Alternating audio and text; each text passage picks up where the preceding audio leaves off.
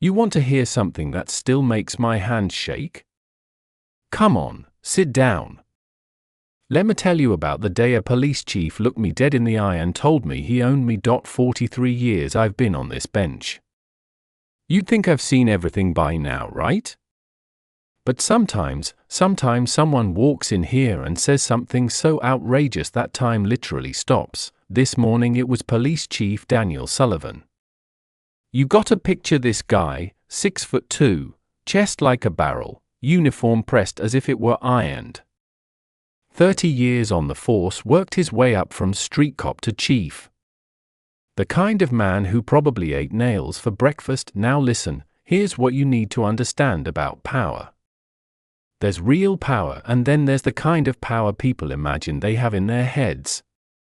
Sullivan had confused his badge for a crown, his office for a throne. Today he was gonna learn the difference. 3 weeks ago, Officer Maria Santos came to me with a file in her hands. What was inside? It froze my blood. You know, missing evidence in drug busts. Cocaine gone, money gone, guns gone.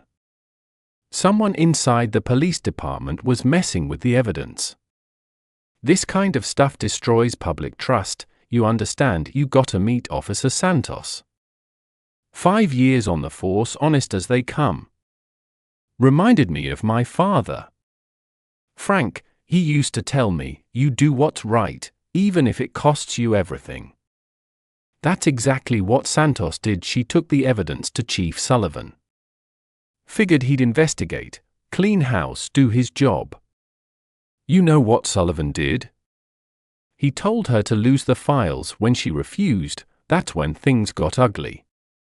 Listen, Santos told me when she was giving her testimony, he said if I knew what was good for me, I'd forget what I saw. Said my pension depended on my ability to be a team player.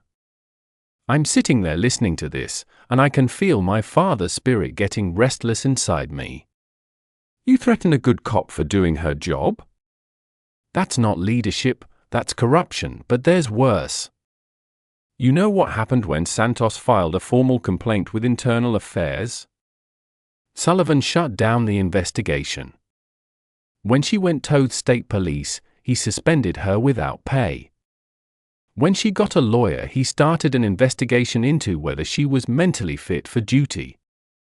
This man systematically destroyed Officer Santos' scare.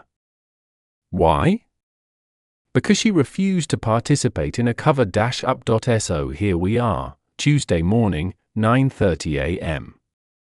Chief Sullivan walks into my courtroom. Lee Cahay owns the place.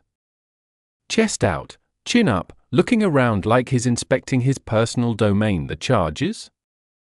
Abuse of office, intimidation of witnesses, obstruction of justice. Serious stuff. Career-ending stuff. His lawyer, expensive suit, fancy briefcase, starts making excuses before I even call the case. Your Honor, my client is a decorated officer with 30 years of service. These allegations stem from a disgruntled employee with a history of insubordination. I stop him right there. Counselor, let's stick to facts, not character assassination. That's when Chief Sullivan leans over to his lawyer and whispers something. Whatever he said, it made that attorney's face go white. Chief Sullivan, I said, please stand. He stands up, but not like a defendant. Like a man who thinks he's doing me a favor by being here. You're charged with 3 felony counts related to your handling of Officer Santos's corruption allegations. How do you plead? Not guilty, Your Honor. His voice is steady, confident. No tremor of nervousness. This man genuinely believes he's untouchable. Chief Sullivan, let me ask you directly, did you order Officer Santos to destroy evidence? Your Honor, I provided guidance about department priorities and resource allocation. That's not what I asked. Did you tell Officer Santos to lose the files? His jaw tightens. Your Honor, managing investigations requires difficult decisions about what merits department attention. I've been doing this long enough to recognize lawyer speak. He's dancing around the truth like it's on fire. Chief Sullivan, when Officer Santos refused to drop her investigation, what did you do? I took appropriate administrative action to maintain department discipline and chain of command. You suspended her? Yes, Your Honor. Without pay? Yes, Your Honor. For following department protocol by reporting suspected criminal activity. His lawyer jumps up. Objection, Your Honor. That mischaracterizes. Sit down. I don't have patience for games. Chief Sullivan, are you telling this court that suspending an officer for reporting crimes was appropriate administrative action? And that when something shifts in his posture, his shoulders straighten. His chin comes up. The mask slips. Your Honor, you don't understand the complexities of running a police department. Enlighten me. Managing personnel, maintaining morale, protecting ongoing investigations, there are factors that civilian oversight doesn't appreciate. Civilian oversight. Like I'm some amateur who doesn't understand how law enforcement works. Chief Sullivan, Officer Santos discovered evidence of felony crimes.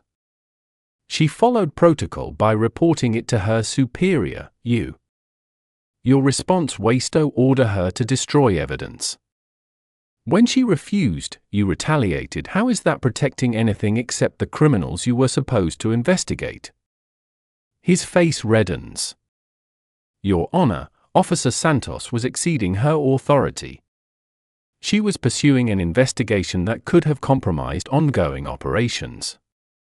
What ongoing operations? I can't discuss active cases. Chief Sullivan, Officer Santos's investigation was shut down by your order. How can it compromise something that you yourself terminated? He doesn't have an answer for that. But he's getting agitated. I can see it in the way he shifts his weight, the way his hands clench. Your Honor, running a police department requires making decisions that protect the greater good. Sometimes individual officers don't understand the bigger picture. The bigger picture. I lean forward. Chief Sullivan, help me understand this bigger picture where destroying evidence of police corruption serves the greater good. Your Honor, these allegations stem from misunderstandings about departmental procedures. Misunderstandings. I pick up Officer Santos's sworn statement. Chief Sullivan, Officer Santos states that you told her, and I quote, your pension depends on your ability to understand when to mind your own business. Did you say that? His lawyer touches his arm, but Sullivan brushes him away. Your Honor, I may have counseled Officer Santos about the importance of department loyalty. Department loyalty. I set down the paper. Chief Sullivan, when Officer Santos filed her complaint with Internal Affairs, what happened to that investigation? It was determined to be without merit. By who? Internal Affairs conducted a thorough review. Chief Sullivan, Internal Affairs reports directly to you. You ordered them to close the case. His composure cracks. Your Honor, as Chief, I have oversight responsibility for all investigations, including investigations into your own conduct. I followed all applicable procedures. You investigated yourself and found yourself innocent. I ensured that departmental resources weren't wasted on frivolous complaints. I can feel the anger building. My father used to tell me about corrupt officials in the old country, men who used their positions to silence anyone who threatened their power. This is exactly what he warned me about. Chief Sullivan, let me read you something else. I open another folder. This is from Detective Richard Hayes, who was assigned to assist with Officer Santos's investigation before you shut it down. Sullivan's attorney tries to object, but I wave him off. Detective Hayes states that when he questioned your decision to close the case, you told him his career prospects depended on his ability to follow orders without question. Did you say that? Sullivan's voice gets harder. Detective Hayes needed guidance about chain of command. You threatened his career. I provided leadership direction. Chief Sullivan, when Detective Hayes persisted in asking questions about the closed investigation, what happened to him? He was reassigned to duties better suited to his skill level. He was transferred to traffic duty. Yes, Your Honor. After 15 years as a detective. Personnel decisions are made for the good of the department. That's when I see it, the complete absence of remorse. This man genuinely believes that destroying careers to protect corruption is good leadership. Chief Sullivan, let me ask you directly, do you believe your position as police chief places you above the law? His answer comes too quickly. I believe my position requires me to make decisions that protect this city's safety and security. That's not what I asked. His face gets redder. Your Honor, I've dedicated my life to public service. I've made sacrifices that most people can't imagine. I've earned the respect and authority that comes with this position. Earned the authority. I lean back. Chief Sullivan, where does your authority come from? 30 years of faithful service to this city. Try again. His jaw clenches. Your Honor, I don't understand the question. Your authority comes from the people of this city who trust you to uphold the law. It comes from the oath you swore to protect and serve. It comes from the Constitution that guarantees equal justice under law. Your authority is not earned, it's granted. And it can be revoked. That's when he makes the mistake that changes everything. Sullivan straightens to his full height, adjusts his uniform, and looks me directly in the eye. Your Honor, you don't understand how this city really works. Educate me. His voice gets louder.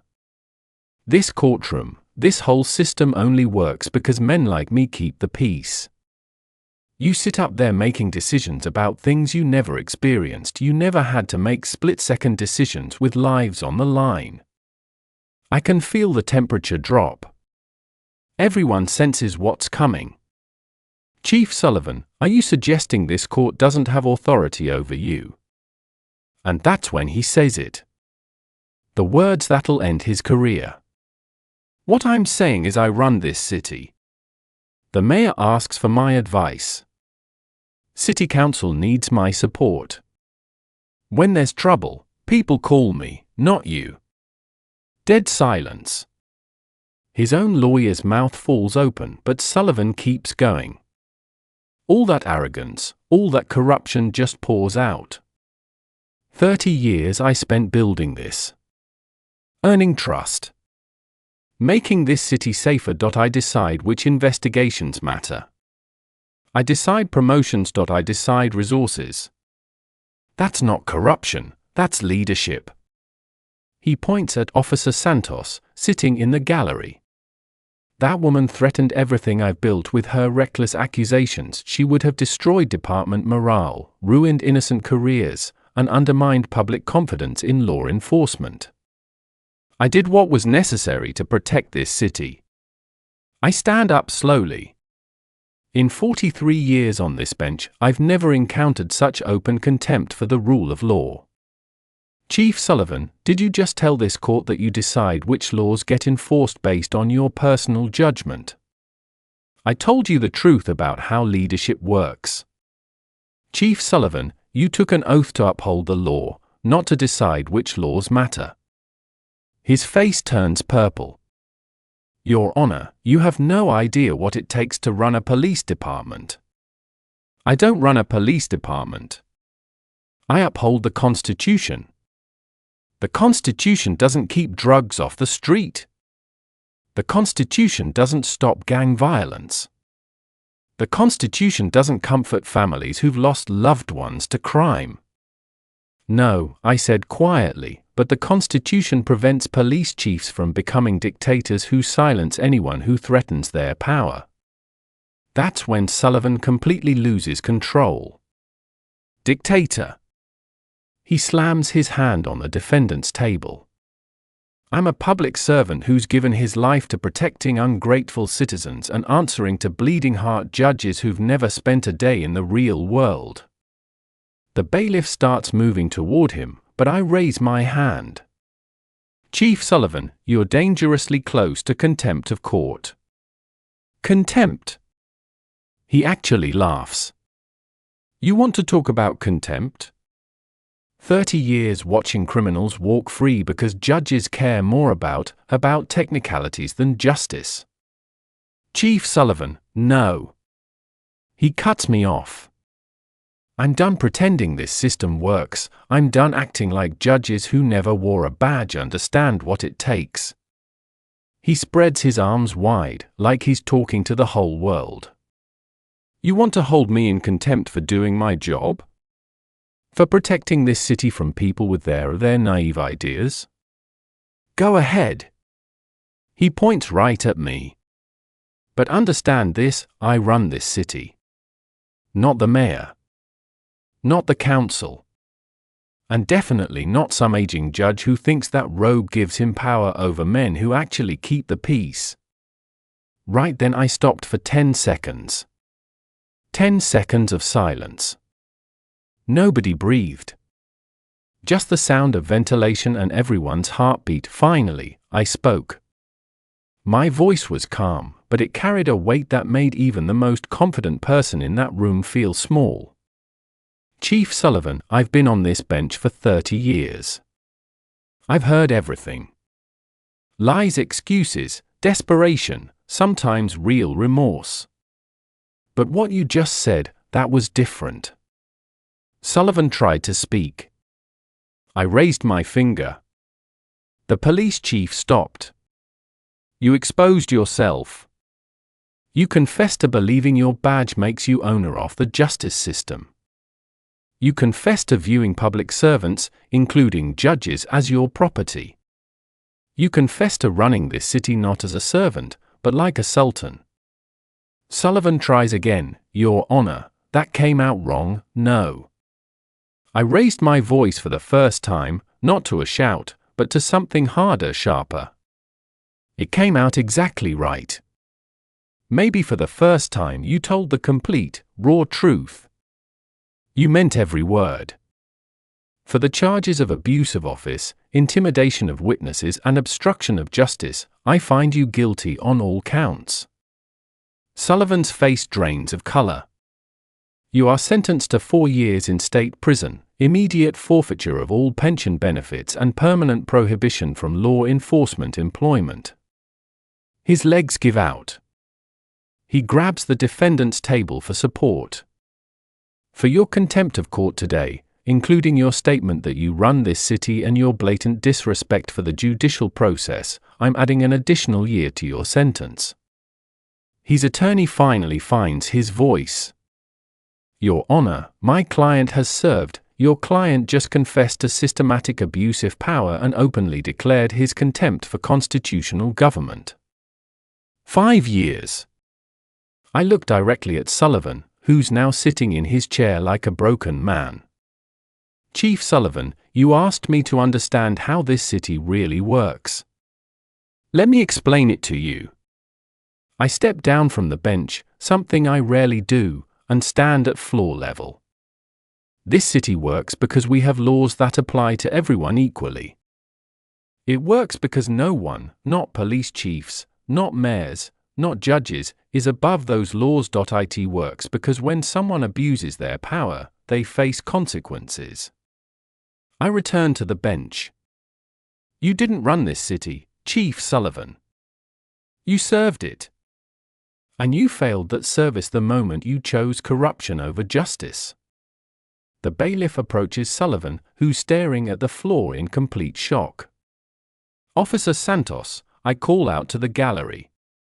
Would you please stand?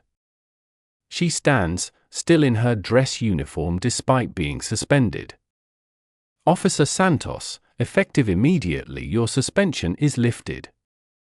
You're reinstated with full back pay and benefits. The department owes you an apology, but more importantly, this city owes you gratitude for your courage. She starts crying, tears of relief after weeks of thinking her career was over. Furthermore, I'm directing the state attorney general to investigate every case that was shut down under Chief Sullivan's authority. The people of this city deserve to know the truth. As they lead Sullivan away in handcuffs, he turns back to me one last time. You destroyed a good man who gave his life to this city. I meet his eyes. Chief Sullivan, I didn't destroy anything. You destroyed yourself the moment you decided your badge made you king instead of servant. 6 months later I got a letter from Officer Santos. She'd been promoted to detective, was leading the corruption task force. Found 12 more cases, evidence missing, destroyed. 3 more cops convicted, $200,000 in stolen drug money recovered, but what she wrote still sticks with me. Judge Caprio, you showed me that the law really does protect those who serve it faithfully. You proved no one is above justice, no matter how powerful they think they are. When I was sitting in that suspension hearing wondering if my career was over, what you said stayed with me. Our authority comes from the people we serve. You gave me the courage to keep fighting. Months later I read the Corruption Task Force report. What was in there made me sick to my stomach. Turns out Sullivan had been cleaning out complaint files for over 5 years. Internal affairs folders that should have had dozens of citizen complaints came up completely empty. Officers who tried to report excessive force got quietly transferred or pushed into early retirement. Let me give you one example. Detective Rick Martinez, 15 years on the job. One day he sees a colleague beating up an unarmed man. Goes to write a report. Next day he finds himself working traffic duty. Spent 5 years standing under traffic lights. That man, you know what I learned from that case? Power without accountability isn't power, it's tyranny. And in America, we don't tolerate tyrants, whether they wear crowns or badges. Chief Sullivan thought his uniform gave him the right to choose which laws mattered. He thought 30 years of service earned him immunity from justice. He thought running a police department meant owning a city. He was wrong on every count. I still think about him sometimes, sitting in his prison cell, probably wondering where he went wrong. The answer's simple: he went wrong the moment he forgot that in America, the law is king, not men. Sometimes the most important lessons come from the worst examples. Chief Sullivan's downfall reminds every public servant that our authority comes from the people we serve, not the positions we hold. And when someone forgets that lesson, when they start believing their own propaganda about running cities and controlling courts, that's when they discover that justice doesn't negotiate with tyrants. I'm Frank Caprio. Remember, sometimes the best judgment is not in the book, it's in your heart. But when someone spits in the face of justice itself, the heart says the same thing as the book: no one is above the law. Thanks for listening, and God bless.